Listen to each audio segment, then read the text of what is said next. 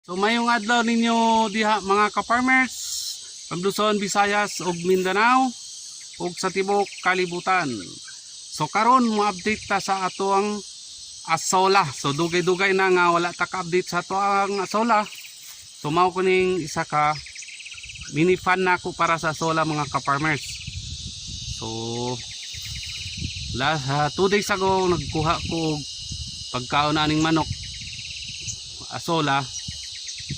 So mauni karon ang kadaghan na pud mga ka-farmers. So inani na pud siya kadaghan karon mga ka-farmers atong asola.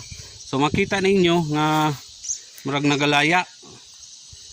So 1 month na nako wala siya gipakaon og iyang pagkaon mga ka-farmers. So kaya inani. So unya ma-harvest ko dire para ipakaon sa atong manok. Dayon manguha ta og pagkaon sa aning asola. So ang pagkaon di aning asola mga ka-farmers ay mga hugaw sa manok. So daghan man tag nga hugaw sa manok, so ato ibutang diri para inig 3 or 4 ka adlaw mugrin na po na siya mga ka-farmers.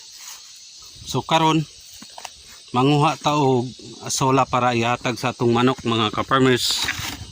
So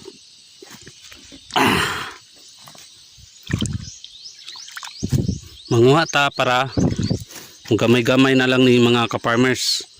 So pasensya na mo mga ka-farmers kay ang akong isa ka kamot gagunit sa atong kamera.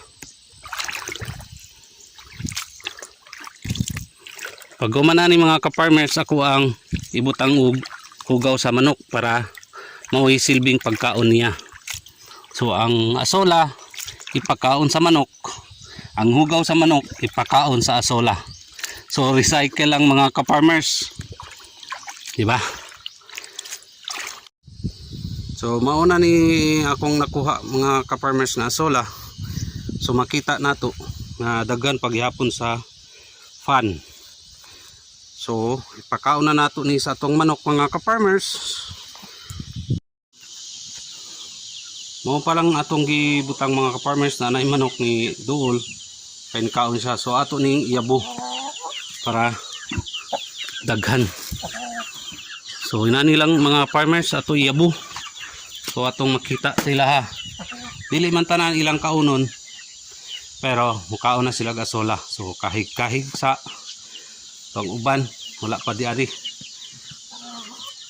So mga mao ni sila ilang merienda akong ihatag sa ilang mga ka-farmers. So dili pa unta ni dapat ihatag sa ila kay napay tubig, pero sayang po datong ilabay ra. So hindi so far di man may daot akong manok nga direct kuha nato dahil pakaon sa ilaha.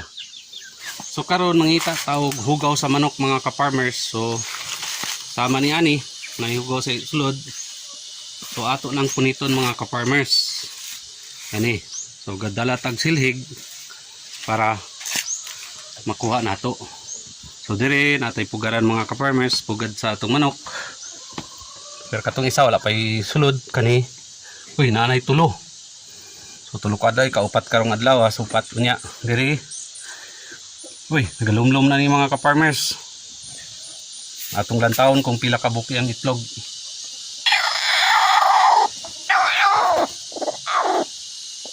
2, 4, 6, 8, 10. So pulo ka buki ang itlog mga ka-farmers. Expected karong petsa 20. Akong gihap anak mga ka-farmers karong petsa 20 sa March. Mupusa na pud na.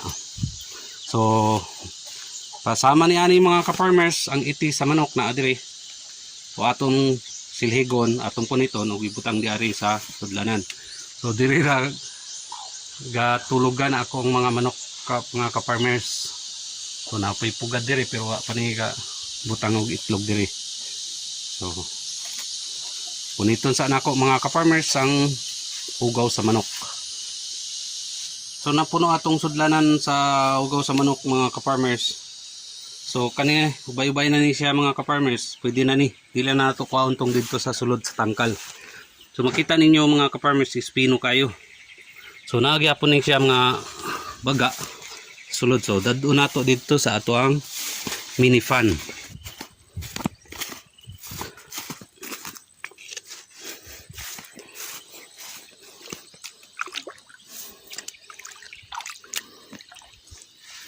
So atong ihulog di ari sa tubig mga ka-farmers, ikatag ra nato. So nya na taud-taud. Mga naog man na siya.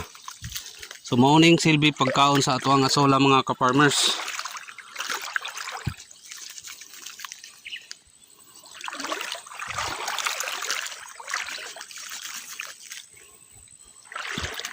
Mauni ang pagkaon sa ato ang asola. Nanira akong gibuhat mga ka-farmers.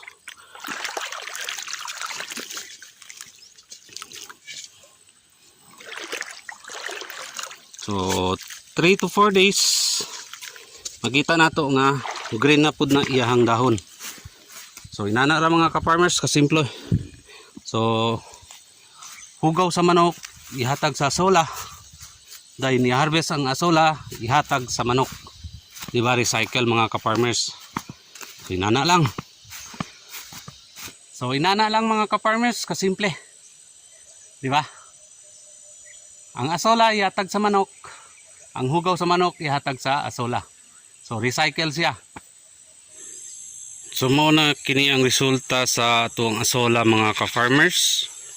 Puno na pud siya after pila ka adlaw ra. So green na pod, daghan na gamay. So overpopulated na ika nga nila. So daghan na pod. So akong kuhaon unta pero maghapon naman. Karong adlaw day is March 13, 2025. So puno na kaya tong asola mga ka-farmer. So mao ang pagkaon sa asola, ang hugaw sa manok. Then ang asola mo ay ato ipakaon sa manok. Then ilang hugaw mo ay ibutang nato diri sa fan. So recycle. So mao ni ang resulta sa atong asola mga ka-farmer. So taman din nilang sa atong video na atong i-upload mga ka-farmers. So katong wala pa nag-subscribe sa ato ang channel or nag-follow sa ato ang FB page, palihog na lang ko i-follow, like and share. Dagan kayo salamat sa inyong tanan mga ka-farmers.